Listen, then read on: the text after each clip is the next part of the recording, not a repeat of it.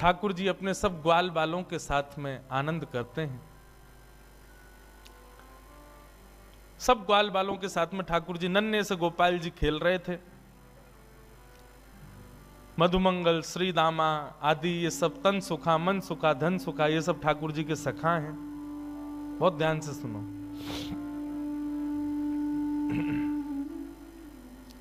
ये सब सखा हैं ठाकुर जी के। एक दिन ठाकुर जी सब ग्वाल वालों के संग खेल रहे थे। सो ठाकुर जी का सखा श्री दामा बीच खेल से ही जान लगो। ठाकुर जी बोले, अरे भैया कहां को जा रहे हो? लाला मैं तो अपनी ससुराल जा रहा हूं। ठाकुर जी तुरंत पहुंच गए श्री दामा के पास, हाथ पकड़ लियो। बोले, ससुराल जी कौन सा काम है भैया? ब्रजभाषा समझ में आ रही है? देखो भैया, आप सब लोग अधिकतर यहाँ अहीर समाज के लोग बैठे, आप सब लोग ब्रज से ही हो, आपके सब पूर्वज ब्रज के ही हैं। ब्रज भाषा तो समझ में आनी चाहिए, आपके द्वारिकाधीश की भाषा है। ठाकुर जी बोले, भैया ये श्रीदामा जे कौन सा गांव है?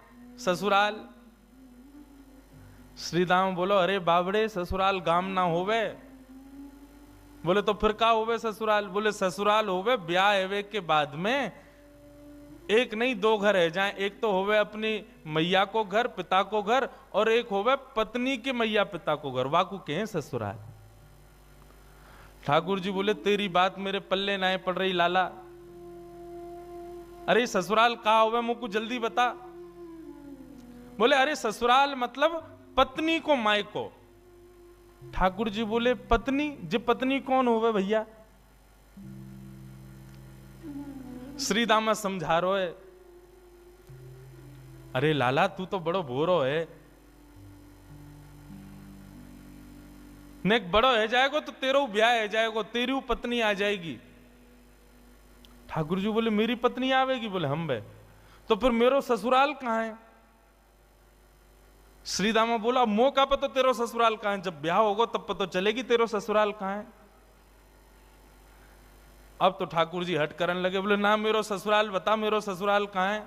श्रीदामा बोलो, अरे अपनी मैया से जाके पूछ ले, तेरी मैया बता देगी तेरो ससुराल कहां है। ठाकुर जी खेलते कूदते आज घर आए। यशोदा मैया रसोई घर में प्रसाद सिद्ध कर रही है। ठाकुर जी आके गोद में बैठ गए, बोले, मैया मेरो ससुराल कहां है? अब तो जैसे ही मैया ने सुनी मेरो ससुराल कहां है, लाला बोल लो। मैया बोली, लाला ये कहां से सीख आयो? बोले, आज मैया मैं खेल रहे हो तो श्रीदामा अपनी ससुराल गए हो, तो वो बोलो मैं ससुराल जा रहा हूं, तब से मेरे मन में आ रही मेरो ससुराल कहां है। मैया बोली, ससुराल लाला जब ब्याह है जाएगो तब आएगो ससुराल। बोले, जय श्रीदामा कह रहा हो, मेरो ब्याह कब होएगो मैया? बोले, अरे अभी तू बड़ो तो है जा लाला, तू पे मोह दोनों आवे ना, मैं खवाऊं तो खावे, मैं चलाऊं तो चले, मैं उठाऊं तो उठे, मैं नभाऊं तो नहावे। जब बालक बच्चे सब अपने आप अपने कामन को करन लगे तब उनको ब्याह कर दियो जाए, तब उनके काजे बहू आवे, तब ससुराल होवे। ठाकुर जी बोले, मैया मैं सब काम कर लूंगा अपने आप, तू मेरा ब्याह करा दे, और मेरे काजे बहू लिया। मैया बोली, नेक बड़ो तो है जा लाला, कहां ते लाऊं तेरे काजे बहू? ठाकुर जी बोले, या तो मेरे काजे बहू ला, नहीं तो श्रीदामा अपनी बहू ला रहा हो, बाकी बहू को मैं ले आऊंगा, वो बहू मेरी है जाएगी। मैया जोर से हंसी, बोले, लाला तेरी बात ऐसी ऐसी बात बनावे, बैठो बैठो। मैया बोली, करा दूंगी तेरो ब्याह, ज्यादा चिंता मत करे।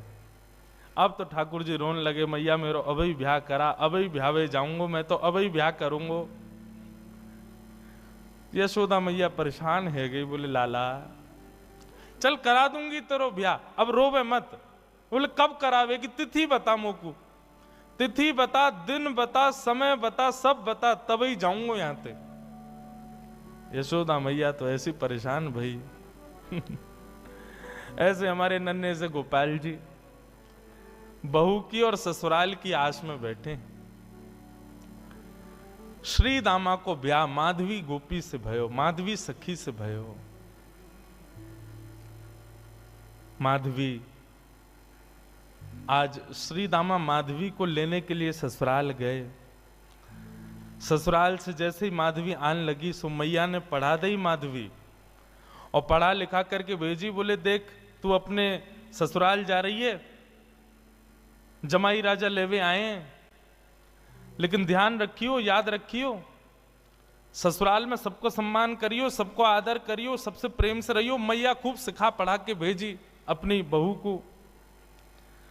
लेकिन तेरे पति को एक सखा है, वाको नाम कृष्ण है, बस वहां से सावधान रहियो। चो मैया वहां से सावधान क्यों रहूं मैं? बोले अरे मैंने सुनो है वो कन्हैया जाकू अपना रूप दिखा दे, जाकू एक बार अपनी तिरछी नजर से देख ले, वाको फिर गृहस्थ आश्रम गृहस्थ जीवन बर्बाद है जाए। वो फिर वही को देखतो रे, वाके रूप में कछु जादूगर है वो जाकू देख ले, वाकू अपनो बना ले, फिर वो अपने पति को ना रहे वही को है जाए। मां की बात सुन करके माधवी घबरा गई। बोले ऐसो कैसो है कि पति छूट जाए वासे? बोले यही मारे मैं कह रही हूं तू सब कछु करियो, लेकिन तू मुख को वचन दे के जा, वाह कृष्ण को अपना मुख मत दिखाइयो। चाहे तो को जीवन भर घूंघट करके रहना पड़े, लेकिन कृष्ण को मुख मत दिखाइयो। माधवी बोली मैया मैं वचन दे के जा रही हूं, वह कृष्ण को मुख नहीं दिखाऊंगी। श्री दामा माधवी को लेकर के ब्रज जा रहा है। श्री दामा पहले ही माधवी से चर्चा करते आ रहा हो रास्ता भर। सो श्री दामा ने कही, बोली अरे सुन, ब्रज में अभी मैया मिलेगी, पिताजी मिलेंगे, सब मिलेंगे, सबके संग फिर बोलो मेरो एक सखा है कृष्ण, वाकू जब से मैंने बताई ससुराल के बारे में, ब्याह के बारे में, तब ते बड़ा उतावलो है, तो है सके वो तो से मिलवे आवे तो वाकू अपना मुख दिखाई दियो। मीराबाई ने जैसे ही कृष्ण को नाम सुनो महाराज, आदि माधवी ने जैसे ही कृष्ण को नाम सुनो, आधे रास्ता में ही घूंघट कर लियो। बोले वहां से ही तो बचवे के काजे मैया ने कही है, वाकू मुख नहीं दिखाऊंगी। बंधुओं, संसार में जिससे मुख छुपाना चाहिए हम उसको तो दिखाते हैं, और जिससे कभी नहीं छुपाना चाहिए उसी से छुपाते हैं। संसार के विषय भोग विलास आदि इन सबके आगे हम अपने आप को प्रत्यक्ष प्रस्तुत कर देते हैं, और ठाकुर जी की भक्ति, ठाकुर जी के भाव में सदैव गोपनीय रखते हैं, सदैव अपने आप को पीछे रखते हैं। ऐसा क्यों? कथा का नाम सुनकर के रसिक जन आते हैं, ठीक है, अच्छा आप लोग भी पधारे हो, पर यहीं कोई ऐसी लीला होने वाली होती जिसमें थोड़ा मनोरंजन हो तो भीड़ ज्यादा होती है। कथा ही तो है, मीराबाई के चरित्र तो सुनाएंगे, क्या करना सुन करके? नहीं, ठाकुर जी से संबंधी कोई भी बात हो उसमें तो बढ़ करके आगे आओ, बढ़ करके आगे भाग लो, उसमें चिंता मत करो। मीराबाई ने अपना मुख छुपा लियो। माधवी ने जैसे ही वृंदावन पहुंची बैलगाड़ी, सखान ने जाके ठाकुर जी को बता दी, अरे अरे लाला देख, श्रीदामा आगो, अपनी ससुराल से आगो, अपनी बहू लेके आयो है। अब तो ठाकुर जी व्याकुल है गए, बोले बहू आइए, बहू आइए, मैं भी तो देख के आऊं कैसी बहू होवे, कहां तक कैसी ससुराल थे, कैसे आमे, कैसे कहा होवे। ठाकुर जी तो इतने उतावले हो गए महाराज, पहुंच गए बीच रास्ता में। अरे भैया श्रीदामा आ गए हो? बोले हाँ आ गए हो लाला। कहाँ है तेरी बहू, कहाँ बैठी है? बोले पीछे बैठी है। बोले अच्छा, मुख मुख दिखाई दे। बोले तू देवर है, वो तेरी भाभी है, भैया खुद ही देख ले। जैसे ही रथ रुका, माधवी भीतर से सुन रही थी कि कृष्ण आ गया है। माधवी ने घूंघट कर लियो, आसपास सौल आदि और पड़ी, वो भी ऊपर से डाल ली, मुख मोड़ करके बैठी है, कहीं से भी मुख दिख नहीं जाए, एक अंग भी मेरो दिख नहीं जाए, मेरो पातिव्रत धर्म नष्ट नहीं है जाए। मेरी मैया ने मुझसे कही कि जो वाकु देख ले या वाकी नेत्रन में आ जाए वो कभी जीवन भर अपने पति की ना रह पावे, वाकु मुख नहीं दिखाऊंगी। ठाकुर जी भीतर पहुंच गए, श्याम सुंदर बैठे हैं सामने, और माधवी से कह रहे हैं, अरे श्रीदामा की बहू नेक हमऊ तो दिखा तेरो मुख कैसो है। अरे नेक दिखाए दे। मेरी मैया ने तो, मैंने तो मैया से कही मैं श्रीदामा की बहू ले जाऊंगा, मैं तो तू को ले जावे बारो, लेकिन मैया ने मुझसे कही है कि वो मेरा ब्याह कराए देगी। मैं तो ब्याह कर लूंगा, मेरी वो बहू आ जाएगी, लेकिन एक बार देखूं तो सही बहू होवे कैसी है। नेक दिखाए दे। मीराबाई तो और छुपावे, मुख नहीं दिखावे ठाकुर जी को। ठाकुर जी कभी पाम पकड़े सो इधर को है जाए, नेक ठाकुर जी बगल में आमे सो इधर को भाग जाए। खूब देर ठाकुर जी मनोहार करते रहे, लेकिन माधवी ने अपना मुख नहीं दिखाया। थोड़ी बहुत देर तो ठाकुर जी मनोहार करते रहे, जब माधवी ने मुख नहीं दिखाया सो ठाकुर जी बोले, देख तू मोसों अपनो मुख छुपाए रही है, तो है ना पतो मेरो मुख देखवे के काजे सब तरस हैं, सब तड़फ हैं। बड़े बड़े ऋषि महात्मा ज्ञानी हिमालय पे जाकर के तपस्या करें तब जाके मेरो मुख दिखे, और तेरे सामने प्रत्यक्ष बैठा हूं, हाथ जोड़ रहा हूं, पाम पर रहा हूं, तब वो अपना मुख नहीं दिखा रही है। जा तड़पेगी तू मुंह को देखवे के काजे, तरसेगी, व्याकुल रहेगी जीवन भर। माधवी ने मानो ऐसा इशारा किया कि मोह देखवे की जरूरत ना है, मोह तड़पवे की जरूरत ना है, चले जाओ यहां से। ठाकुर जी निकल के बाहर आए, बोले अरे श्रीदामा, मोह तो लगे तेरी बहू भेड़ी दिखे, बाकी आंख कमजोर, बाकी एक आंख ते काणी है। श्रीदामा बोलो नहीं तो। बोले तो नाक टेढ़ी है। बोले नहीं तो। बोले होठ कटे हुए हैं। बोले नहीं तो। बोले दिखाई ना रही, ऐसे मुंह छुपा रही है जैसे कितनी कुरूपणी है। कोई बात ना श्रीदामा, मेरी बहू आवेगी, मैं तो को नहीं दिखाऊंगा, ले जा अपनी बहू है। माधवी चली गई, अपने घर आ गई। लेकिन बंधुओं, गोविंद दामोदर स्तोत्र में कहते हैं ना, ग्रहे ग्रहे गोप वधू कदम्बा, सर्वे मिलित्वा समवाप्य योग्यम, पुण्यानि नामानि पठन्ति नित्यं, गोविंद दामोदर माधवेति। ब्रज में तो और कुछ होता ही नहीं है, हर घर में केवल कृष्ण की चर्चा चलती रहती है। सुबह उठने से लेकर रात्रि सोने तक केवल कृष्ण कृष्ण कृष्ण। कृष्ण ने ऐसो कियो, कन्हैया ने ऐसो कियो, अरे आज तो नंद को लाला वहां घूम रहे हो, अरे आज तो नंद को लाला वहां डोल रहे हो, सब जगह यही चर्चा। अब माधवी सोचे इन पे और कोई बात ही नहीं है, अगल बगल की सब गोपियां, पूरे घर गृहस्थी की कोई बातचीत नहीं, बस पूरे दिन वो नंद को लाला ऐसो करे, नंद को छुरा ने आज तो ऐसो कियो, अरे आज तो माने ऐसो कियो, पूरे दिन वही की चर्चा। अब माधवी कहे किससे? अपनी सास से कहे, अगल बगल की गोपियों से कहे, बोले तुम लोगन पे और कोई बात ना है? कभी बैठ जाओ, कहीं चले जाओ, 24 घंटा या कृष्ण कृष्ण कृष्ण कृष्ण वही की चर्चा करते रहो। और भी तो कई बातें गृह गृहस्थी की कर ले हो भैया, ये 24 घंटा कन्हैया। एक गोपी बोली, अरे ये नई नई आई है का अभी ब्रज में? बोले हम बे अभी नहीं आई है। वो कितने दिन आए गए? बोले 3 दिन है गए। वो 3 दिन है गए। एरी गोपी, एरी माधवी, तेने कन्हैया देखो अभी तक, या कन्हैया की दृष्टि पड़ी तो पे? माधवी बोली, मैं नहीं दिखाऊंगी वाकू अपना मुख, मेरी मैया ने मनाई करके भेजो कि वाकू मुख दिखावे से यही स्थिति है जाए जो तुम लोगन की। अपनी पति की चर्चा नहीं करो, वह नेक से कन्हैया की चर्चा कर रही हो, मैं तो ना दिखाऊंगी वाकू मुख। गोपियां सब बोली, यही मारे तेरे मुख से वाक्य काजे ऐसे दुर्वचन निकलने। अभी तेने वाको मुख देखो ना है, अभी तेने वाको रूप देखो ना है, यही मारे ऐसे बोल रही है।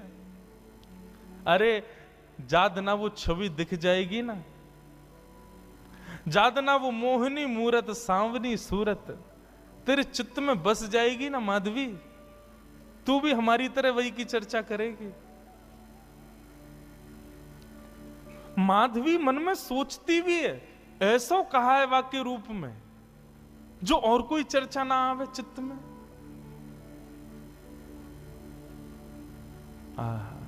बंधुओं, अष्ट सखा गाते हैं, सबने गाया, किसने नहीं गाया। कैसो है ठाकुर जी को रूप, श्री कुंभनदास जी कहते हैं अपने एक पद में,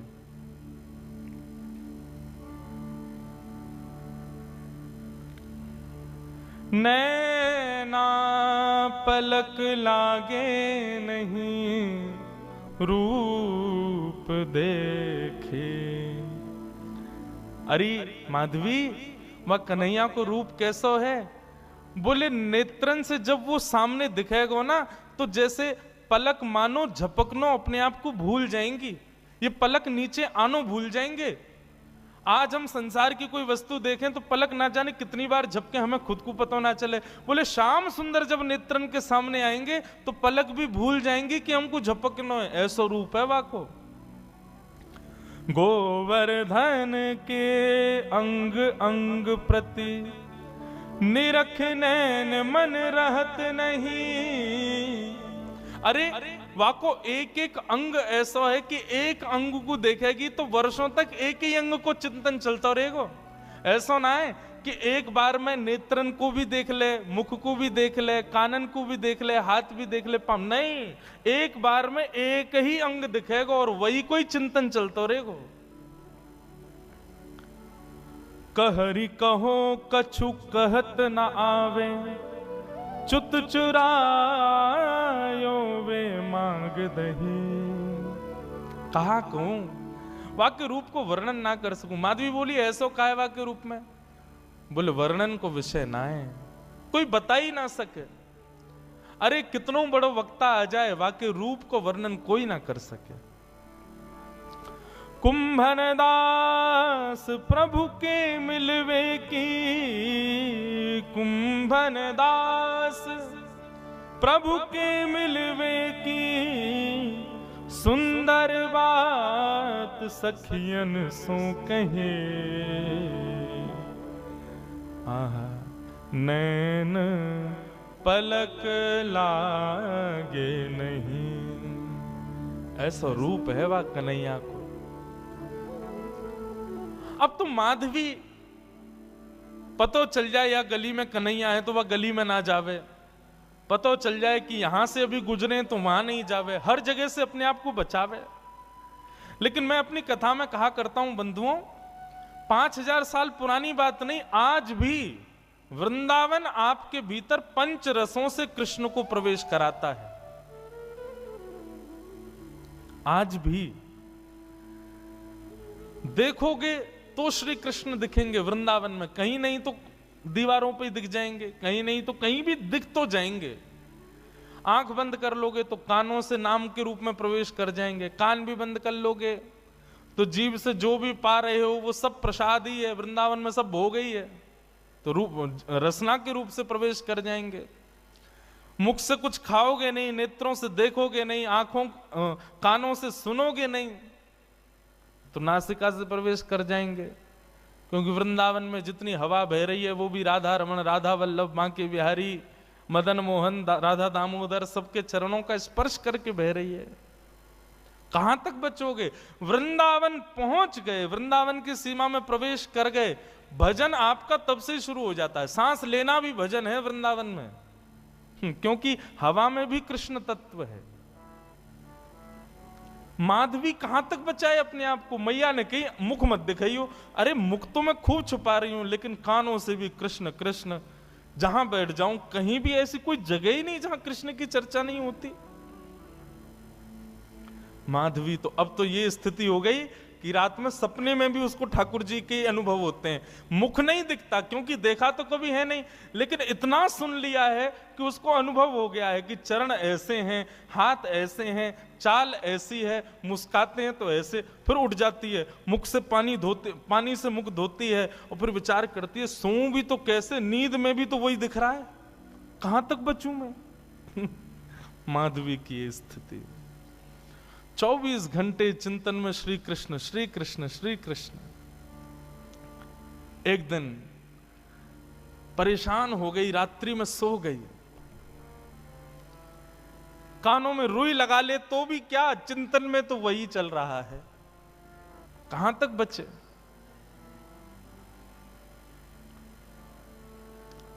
रात्रि में सोई थी, आज मानो मीराबाई को ऐसा लगा कि सुबह हो गई है, और तुरंत उठ करके हाथ मुंह धो करके माधवी ने मटका उठाया, यमुना जल भरने के लिए निकल पड़ी।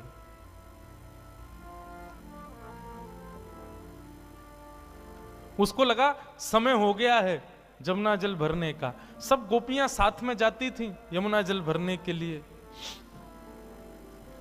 लेकिन मीरा आज माधवी समय से पहले ही उठ करके चली गई। उसको लगा कि समय हो गया है, और पहुंच गई यमुना के तट पर। तट पर जाकर के देखा अभी तक कोई भी नहीं, अकेली मैं, बाकी सब कहां चली गई। हो सकता है मुझे विलंब हो गया हो, या मन में भाव आया मैं जल्दी आ गई हूं तो कोई बात नहीं, भर लेती हूं, आई गई हूं तो। अकेली है यमुना के तट पर माधवी। जैसे ही यमुना जल भरने लगी मटके में, रोज उठा के लेके जाती है खुद ही, लेकिन आज मटके में जल जैसे ही भरा, उठाया तो उठे ना, भार बढ़ गया है, भारी हो गया है। अब तो लगी है उसको उठाने में, कभी खूब प्रयास करती है, खींचती है, आसपास देखती है कोई आ जाए, कोई आके उठवा दे।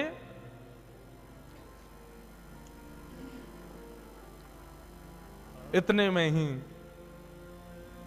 बांकी अदा से अपनी चाल चलते भये, त्रिभंग लली श्याम सुंदर, कमल कटाक्ष नेत्र हैं, सुंदर दंतावली, चंदन की सुगंधी से आच्छादित करते हुए मार्ग को पहुंच गए यमुना के तट पर। माधवी आसपास देख रही है, कोई दिखे तो आवे, उठवावे। तभी दृष्टि पड़ी श्याम वर्ण नन्हे से श्याम सुंदर छोटो सो बालक। माधवी ने देखा तो था नहीं उनको, देख करके लगा अरे पता ना कौन सी गोपी को छोटो सो सुंदर सो बालक सवेरे सवेरे जमुना के तट पर घूम रहा है। मीराबाई ने तुरंत आवाज दी, अरे ओ लाला, अरे ओ भैया, नेक अयो इतकू अयो।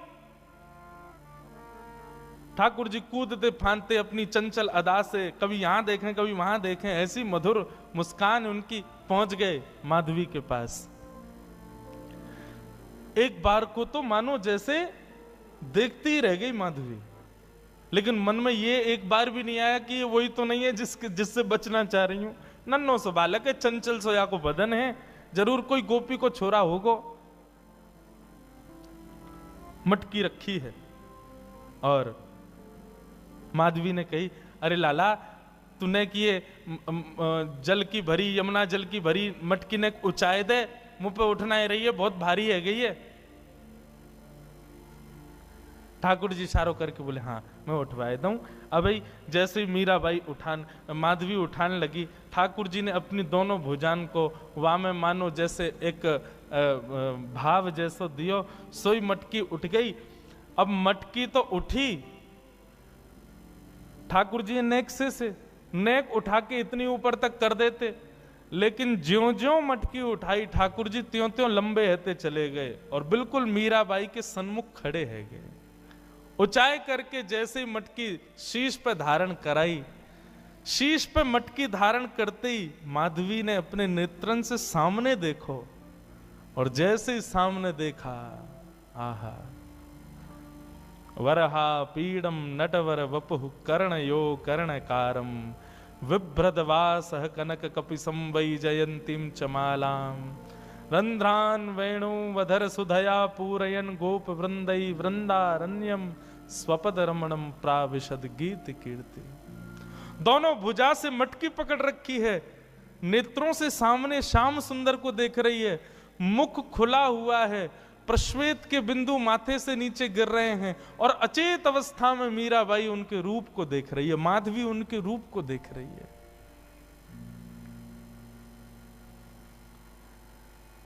ठाकुर जी के नेत्र ही तो खतरनाक हैं सबसे ज्यादा। एक बार दृष्टि पड़ जाए तो फिर कोई और के रह नहीं पाओगे। मेरे मन में बंधुओं आता है कि हम ठाकुर जी के दर्शन करके पुनः सहज इसलिए हो जाते हैं क्योंकि हमने उनको देखा, उन्होंने अभी हमको नहीं देखा। कभी ठाकुर जी ने यदि हमको देख लियो ना, तो एक बार उनके सामने जाके फिर सहज नहीं हो पाओगे, फिर अन्यत्र कहीं मन लग नहीं पाएगा। मीराबाई माधवी अचेत खड़ी है, ठाकुर जी से जितनो बचनो चारे, ठाकुर जी ने उतने सबरे अपने बाण मार दिए, नेत्रन से कटाक्ष मार दई, मधुर मुस्कान कर दई, अपने रोम रोम को दर्शन कराई दियो। महाराज अब तो माधवी की स्थिति एक जड़वत कोई मूर्ति जैसे खड़ी रहती है, ऐसे खड़ी है। गोपियों ने एक ही दिन पहले ही बताया था कि वो दिख जाता है तो क्या होता है, वही हो गया। अब ठाकुर जी तो अपने सैन चला करके वहां से भाग गए। समय हुआ उन गोपियों के आगमन का जो यमुना जल रोज भरती थी। जैसे ही आई, आकर के देखा अचेत अवस्था में अभी भी ऐसे ही खड़ी है माधवी। सबने आकर के देखो, अरे ये तो हमारी माधवी है, अरे ऐसे कैसे खड़ी है भैया, अरे सांप सूंघ गए हो का है गो, ये तो ऐसे मूर्तिमंत है कि खड़ी है। कोई हाथ पकड़े, कोई पाम पकड़े, कोई मुख को खींचे, थोड़ी हिलावे, लेकिन बिल्कुल मूर्तिमंत। नेत्रों से केवल 2 अश्रुबिंद गिर रहे हैं, आंखें पलक झपक भी नहीं रही हैं, मानो केवल देह खड़ा हो। चित्त वृत्ति तो ले गया अपने साथ, खड़ी। एक गोपी बोली, अरे का है गो, कोई ने टोना कर दियो का, कोई ने मंत्र फूक दियो का। एक गोपी मंद मंद मुस्काए के बोली, बोले कहीं ऐसा तो ना है नंद जी को छोनाया ने देख लियो होए। अरे जो ज्यादा वासे बचवे को प्रयास करे वो वही कोई पकड़े। ये बहुत घूमती ना, वाकू नहीं देखूंगी, वाकू मुख नहीं दिखाऊंगी, वासे वाकू वाकी तरफ नहीं करूंगी। मुझे लगे कहीं वही ने तो याकू अपनो दर्शन नहीं करा दियो।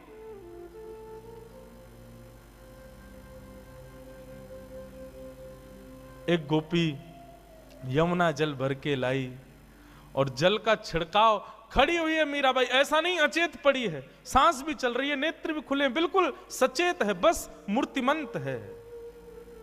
पानी का छिड़काव किया, मुख पर जैसे जल मारा, तब मानो जैसे रुकी हुई श्वास आई हो, और जल पड़ते ही मूर्छित होकर के गिर पड़ी माधवी। जल का छिड़काव किया, पैरों को मलना शुरू किया, हाथ दबाए, तब जाकर के चेतना आई, और चेतना आकर के उठते ही बोली, वो कहां है, वो कहां चला गया, उस सांवरो सो कटाक्ष नेत्र। अरे कोई गोपी को बालक आया हो, इतनो सुंदर, और बार बार बोलते बोलते मूर्छित हो जाए, फिर चेतना आवे, फिर मूर्छित हो जाए, फिर चेतना आवे, फिर मूर्छित हो जाए। सब गोपियां चिंतित नहीं, मुस्कुरा रही हैं।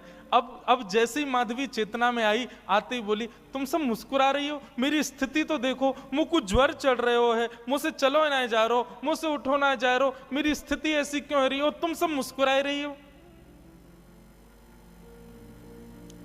तब एक गोपी बोली, तेने कोई और को लाला ना देखो, तू जैसे बचवे को प्रयास कर रही ना, वही आयो तेरे पास, वही नंद नंदन, वही श्याम सुंदर, वही हमारी यशोदा जी को लाला, वही तेरे खसम को मित्र कृष्ण, वही आयो।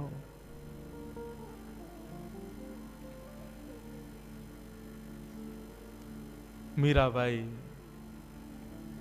माधवी अब तो बेचैन हो गई, मैं कहां करूं, कहां जाऊं, मुझको घबराहट है रही है, मुंह से उठो ना जा रहा, मुंह से चलो ना जा रहा, मैं बोल भी ना पा रही, बार बार अचेतना है रही है, कछु करो ना। सब प्रकार के प्रयास किए, लेकिन माधवी कहे नहीं, अब तो एक ही उपाय है कि वाके सामने मुंह को ले चलो, मुंह को दिखाए दो, वाको रूप दिखाए दो।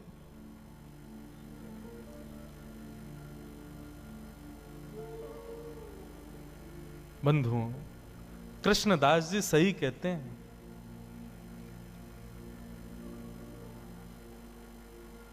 सजल श्याम घन वरण लीन है, फिर चित अनत न भटक्यो, मेरो मन गिरधर छवि पे अटक्यो। मेरो मन गिरधर छवि पे अटक्यो, मेरो मन गिरधर। गाओ बंधुओं, माधवी मीरा इनके चरित्र को सुन तो रहे हम, पर ये स्थिति होना असंभव है। पर जिसके संग भी होती है ना, उसको ब्रह्म सुख जैसा लगता है। माधवी कह रही है मुझे कष्ट हो रहा है, लेकिन कष्ट अनुभव ऐसा है भी नहीं कि मुझे कष्ट हो रहा है। सांसारिक देह की स्थिति पूछो तो मैं कष्ट में हूं, पर मेरी अंतरात्मा से पूछो तो मैं ब्रह्म सुख में हूं। मुझे आनंद आ रहा है, मुझे छेड़ो मत, रहने दो इसी अवस्था में। ऐसी स्थिति हो गई माधवी की। मेरो मन गिरधर छवि पे अटक्यो, मेरो मन गिरधर छवि पे। बंधुओं सुनो, नेत्र बंद करके अपने चित्त में ठाकुर जी का स्मरण करो, दिव्य झांकी का अनुभव करो और संग संग गाओ, मधुर भाव से गाओ, ठाकुर जी को याद करके गाओ। मेरो मन गिरधर छवि पे अटक्यो, मेरो मन गिरधर छवि पे अटक्यो, मेरो मन गिरधर छवि पे अटक्यो, मेरो मन गिरधर छवि पे अटक्यो। हो ललित त्रिभंगी चाल पे चल के, ललित त्रिभंगी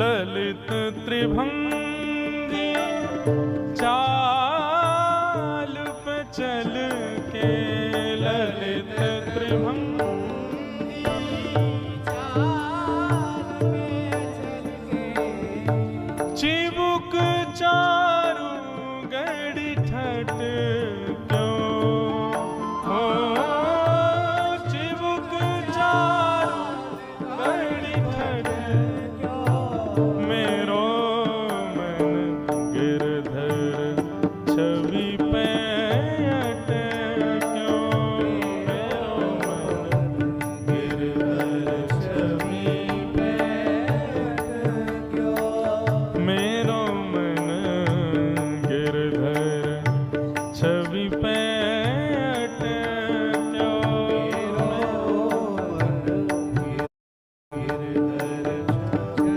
बोलो गिरधर गोपाल की जय।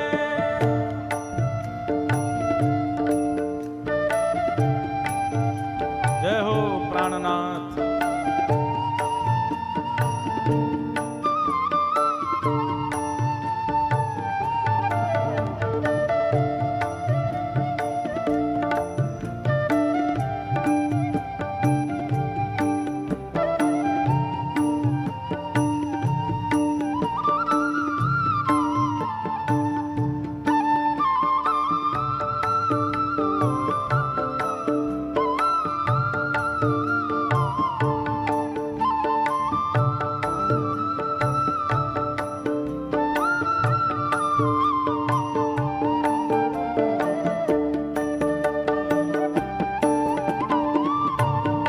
प्यारे गिरधर लाल की जय।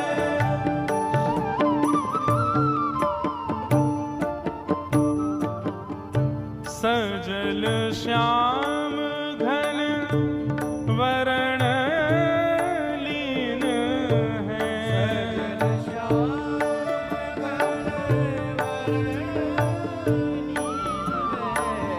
सजल श्याम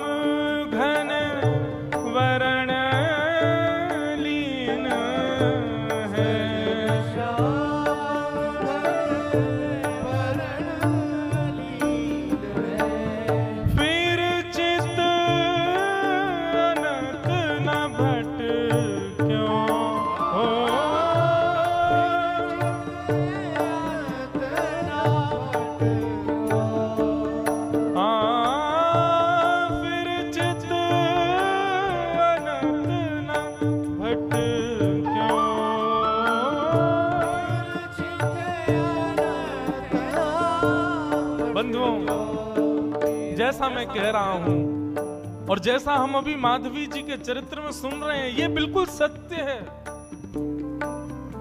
ठाकुर जी यदि चित्त में एक बार विराज गए, ठाकुर जी ने यदि हमको दृष्टि से कभी देख लिया, फिर चित्त अनंत न भटक्यो, फिर चित्त कहीं और लग ही नहीं पाएगा। इसलिए भैया हाथ जोड़ के प्रार्थना, या तो भगवत प्राप्ति के मार्ग पर बढ़ना नहीं, और यदि भगवत प्राप्ति के मार्ग पर चलने लगो तो इस बात को पहले ही समझ लीजिए कि फिर संसार के नहीं रह पाओगे, संसार में किसी वस्तु को अपना नहीं पाओगे। आप चाहो कि संसार भी आपका रहा आए, ठाकुर जी भी आपके रहे आए, नहीं हो पाएगा। प्रेम लक्षणा भक्ति के पथ के अनुगामी बनोगे तो एक को तो छोड़ना पड़ेगा, या तो ठाकुर जी को छोड़ो या संसार को छोड़ो।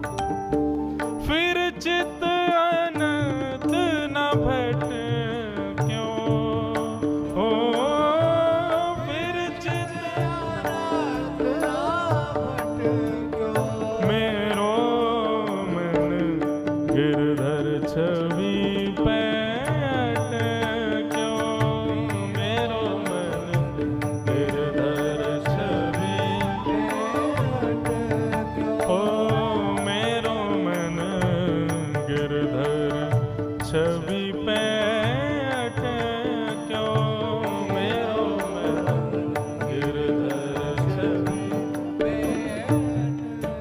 कृष्णदास जी कहते हैं, माधवी अब पूछ रही है मैं क्या करूं, मैंने तो बहुत रोका, बहुत बचाया अपने आप को कि उसके सामने कभी ना पड़ूं, लेकिन मेरा ब्याह भी तो ब्रज में हुआ ना, जहां कानों से, आंखों से, नाक से, जीभ से, त्वचा से, सब जगह से कृष्ण ही जाता है भीतर। मैं कहां तक रोकूं खुद को? और जब अब आ चुका है भीतर, जब वो चित्त में बैठ गया, तो अब मैं क्या करूं? मेरे बस में नहीं अब कुछ भी।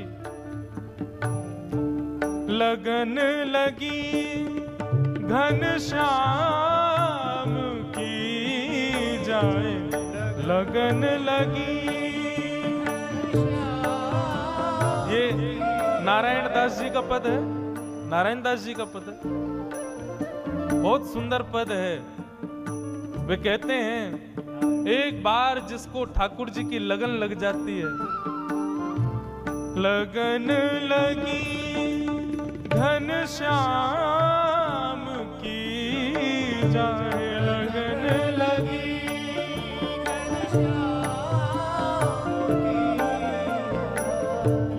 लगन लगी घनश्याम की जाए, लगन लगी। कृष्णदास जी कहते हैं, एक बार लगन यदि लग गई ठाकुर जी की, फिर संसार के नहीं रह पाओगे, तो फिर करें क्या? फिर क्या उपाय है? एक ही उपाय है, कृष्णदास किए प्राण न्युछावर,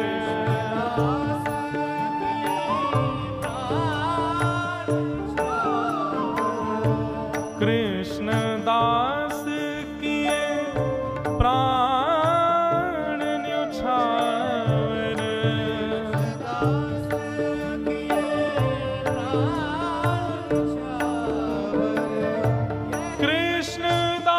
कृष्णदास किए प्राण न्युछावर,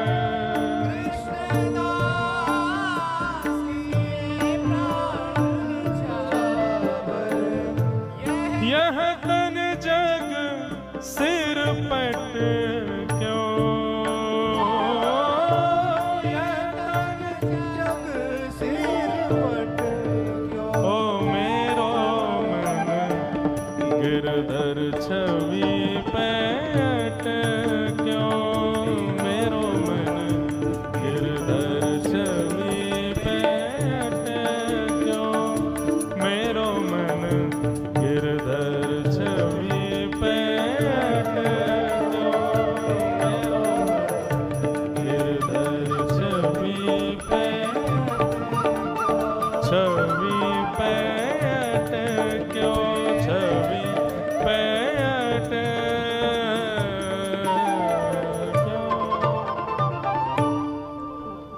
कृष्णदास किए प्राण न्योछावर, यह तन जग सिर पटक्यो।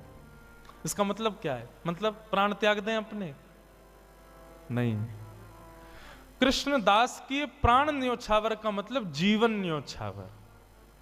अब जीवन की हर स्थिति ठाकुर जी को अर्पित करो। अभी हम लोगों ने अपना पूरा जीवन किसको अर्पित कर रखा है? अपने तन को। इसी को ही सजाने संवारने, खिलाने पिलाने, उठाने सुलाने, इसी का नाम यश वैभव कराने में ही लगे रहते हैं हम लोग।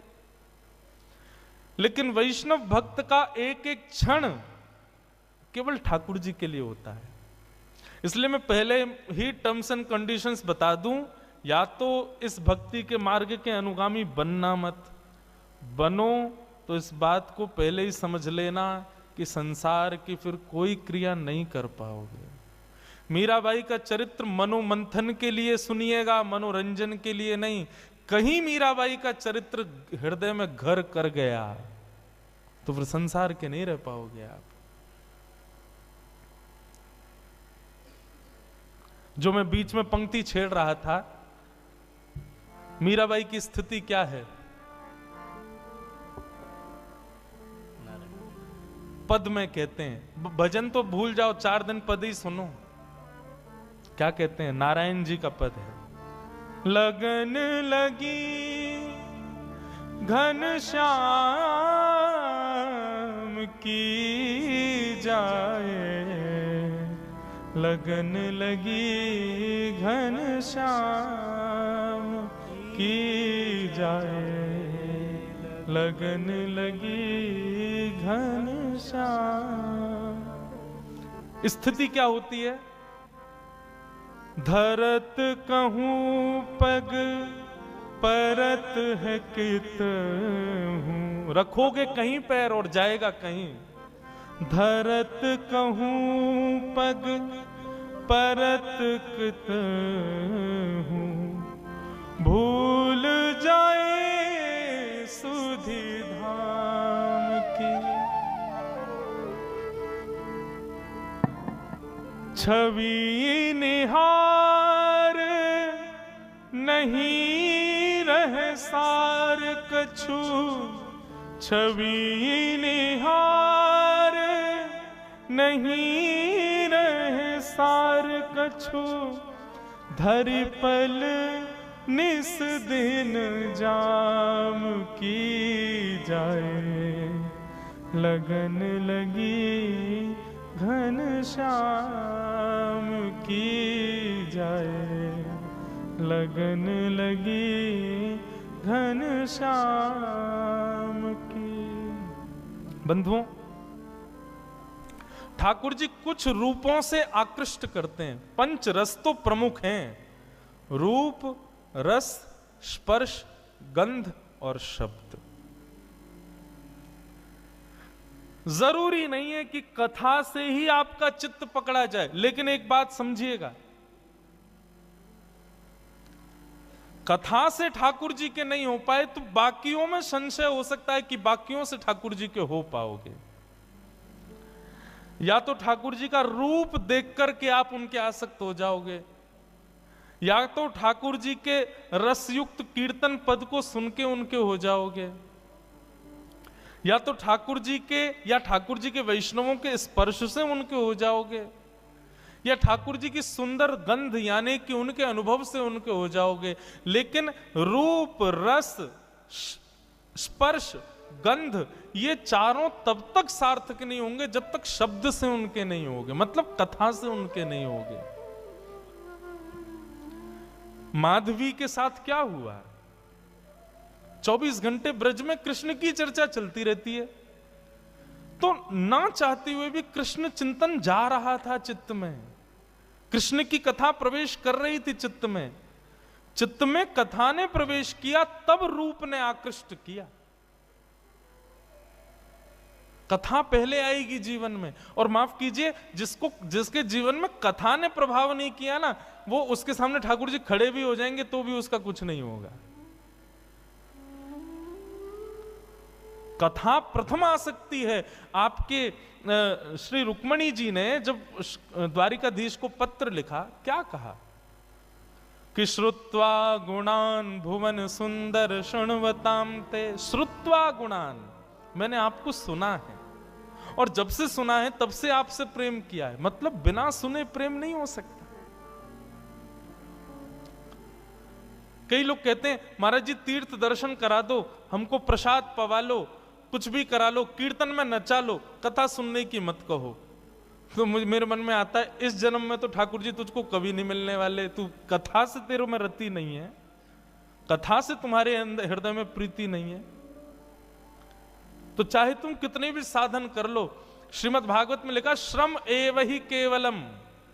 यदि आप सारी क्रिया करते हो लेकिन कथा से रुचि नहीं है तो आपके द्वारा की गई समस्त क्रियाएं श्रम हैं। आहा, मीराबाई, माधवी, अब स्थिति हो गई, धरती कहीं है, पैर जाता कहीं है, चलती कहीं है, बैठती कहीं है, सोचती कुछ है, करती कुछ है। जित मुंह उठे तित ही धावे। मतलब जहां मुख घूम जाता वहीं को दौड़ने लग जाती हैं। वो खड़े श्याम सुंदर, मुख यहां घूम, अरे वो खड़े श्याम सुंदर। जित मुंह उठे तित तित ही धावे, सुरत न छाया धाम की। अस्तुति निंदा करो भले ही, मेड़ तजी कुल जाम की। अब चाहे कोई मेरे भाव की प्रशंसा करे या कोई मेरे भाव की निंदा करे, मुझे उससे कोई मतलब नहीं है। अरे तू तो पागल है, तू तो ऐसी है, तू तो वैसी है, कोई बात नहीं। अरे ये तो परम भक्त है, परम वैष्णव है, तो प्रशंसा सुनने से ज्यादा अच्छा भी नहीं लगता, और कोई बुरा कहता है तो बुरा भी नहीं लग रहा है। ऐसी स्थिति हो गई। नारायण बौरी भई डोले, नारायण बौरी भई डोले, रहू न काहू काम की जाहे, लगन लगी घन श्याम की जाए, लगन लगी घन श्याम।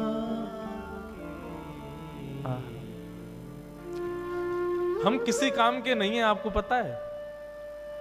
हमारी माता जी, हमारे परिवार के लोग हमसे इसलिए दुखी रहते हैं, बोले इससे केवल कथा करना आता और कुछ नहीं आता इसको। हम जब, वैसे तो घर जाने का अवसर नहीं मिलता, 2-3 महीना कथाओं में ही रहते हैं, लेकिन जब घर जाते हैं तो घर के काम माता जी कहती हैं ये भी देखो वो देखो, भैया इतने दिन में आए हो ये देखो, तो वो सब होता ही नहीं है। बस कथा करा लो, ठाकुर जी की सेवा करा लो, उत्सव करा लो, इसके अलावा कुछ और करने को कहोगे तो हम बिल्कुल अंगूठा छाप हैं हर चीज में, हमसे कुछ नहीं हो सकता। और यही स्थिति है बंधुओं। यदि आप संसार के और किसी काम के रह गए तो समझो अभी ठाकुर जी के भय नहीं। माधवी की स्थिति ऐसी हो गई।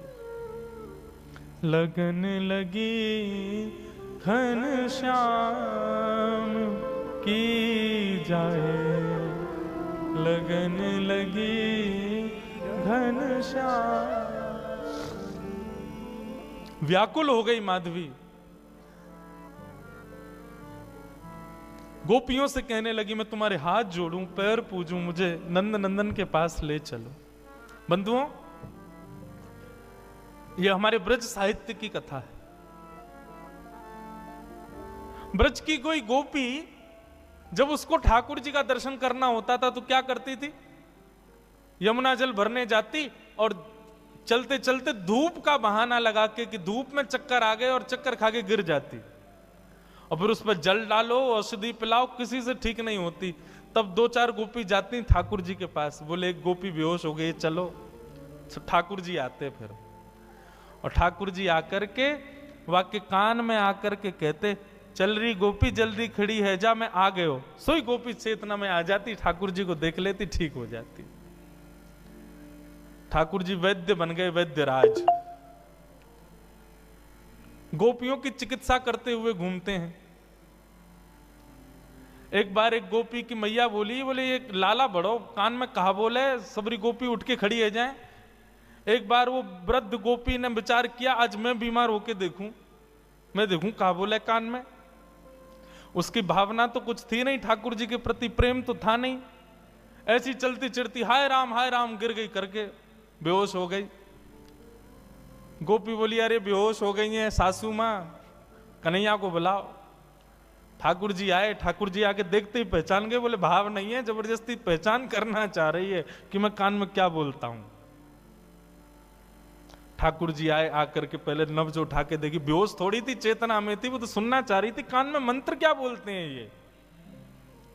ठाकुर जी ने पहले नब्ज देखी और फिर वो जो पड़ी थी उसकी बहू से बोली, अरे तेरी सासू तो बहुत बीमार रह गई है, या को तो बड़ो वालो मंत्र देना पड़ेगा। बोले कहा, बोले मंत्र से काम ना चलेगो, या के काजे तो नीम तोड़ के लाओ और नीम को कंडा में जला के नीम को धुआं करो, वहां में लाल मिर्च डालो, वो या की नाक पे लगाओ तब ठीक होएगी। इतने में सास उठ के खड़ी है गई, मैं ठीक है गई लाला, है गई ठीक, तेरे फार्म पूजू बस, अब कचू ना चाहिए। श्याम सुंदर ऐसे गोपियों की चिकित्सा करते हैं। लेकिन आज जब माधवी की स्थिति ऐसी भई, गोपियां गई, बोले लाला एक नई गोपी आई है, अचेत पड़ी है, लाला एक बार दर्शन दे दे। बोले कहा नाम है बाको? माधवी। अरे अपने श्रीदामा की बहू। भगवान बोले वो बहू? बोले हाँ। वो ससुराल ते आई का है? बोले हाँ वही। वाकू तो अपना मुख नहीं दिखाऊंगा, अरे बड़ी इतरा रही, मैं वहां से पाम पूछ रहा हूं कि अपना मुख दिखाए दे, मुंह को दिखाया हो नहीं मैंने, पड़ी रहने दो, मैं ना आऊंगा वहां के पास। वाकू तो मैंने वचन दिया है कि वो तड़पेगी मेरे रूप को देखवे के काजे। ठाकुर जी नहीं गए माधवी से मिलने, क्योंकि ठाकुर जी चाहते थे कि यह विरह वेदना कलयुग में प्रेम लक्षण बन के जन्म लेगा, इसलिए विरह देना पड़ेगा। जब बीज में से एक स्वस्थ वृक्ष को जन्म देना होता है ना, धूप की ताप में रखना पड़ता है। ठाकुर जी यदि किसी को वेदना देते हैं, विरह देते हैं, तो निश्चित है उस पर अति कृपा है, अति प्रसन्न है, उससे कुछ और कामना है। ठाकुर जी सहज में ही किसी को अनुभव दे दें, सहज में ही किसी को कृपा कर दें, तो समझो कि अभी उसकी भक्ति उतनी श्रेष्ठ नहीं हुई। लेकिन किसी को तड़पा में, विरह दे में, तो समझो इससे प्रीति ज्यादा है। व्याकुल माधवी, तभी प्रसंग आया गोवर्धन लीला का। इंद्र के मान को मर्दन करने के लिए भगवान श्री कृष्ण ने जब गोवर्धन पूजा का कार्य रखा, सब ब्रजवासी गए, गोपियां गई। अरे माधवी वैसे तो कन्हैया आवे ना है, लेकिन आज सब ब्रजवासी जा रहे हैं, आज तो को कन्हैया जरूर दिख जाएगो, चल। माधवी भी गोवर्धन गई है, लेकिन बंधुओं उसकी दृष्टि में पता नहीं क्या हो गया, उसको सब दिख रहे हैं लेकिन ठाकुर जी नहीं दिख रहे। गोपियों से कहे कहीं दिखे श्याम सुंदर? बोले वो तो घूम रहे सामने, देखे तो ठाकुर जी ओझल हो जाएं, ठाकुर जी कहीं छुप जाएं, मानो कोई लता पत्र अपने आप आगे आ जाए, बाधाएं अपने आप खड़ी होने लगी और त्यों त्यों व्याकुल होवे माधवी।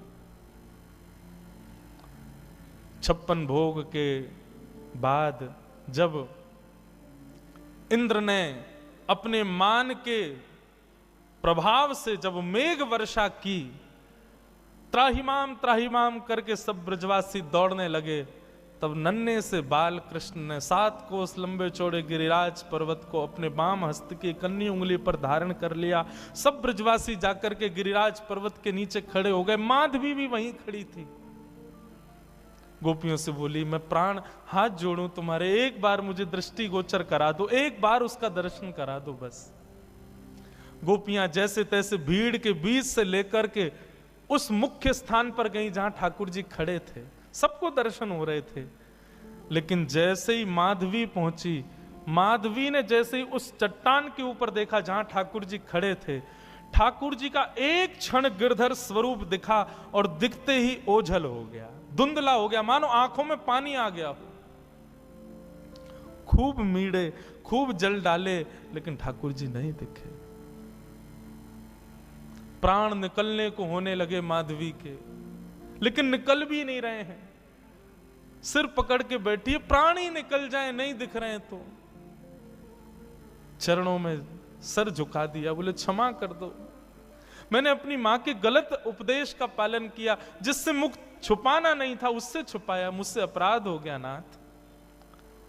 ठाकुर जी बोले माधवी, अब तो तुझे मेरा रूप नहीं दिखेगा, अब तो प्रतीक्षा कर।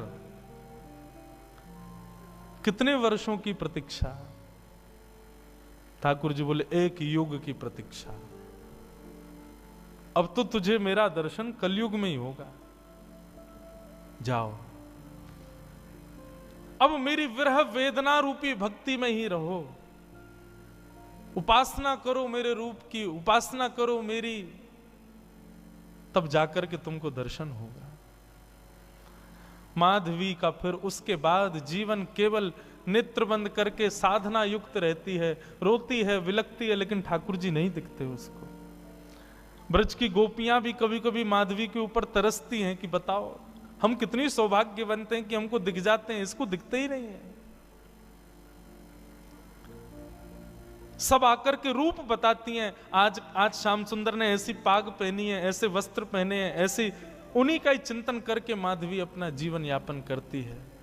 और इसी प्रकार सुन सुन करके ठाकुर जी की रूप माधुरी का अपने जीवन यापन करते हुए अपने प्राणों का परित्याग किया माधवी ने। और वही माधवी की दिव्य चेतना इस आभा मंडल में भ्रमण करती रही।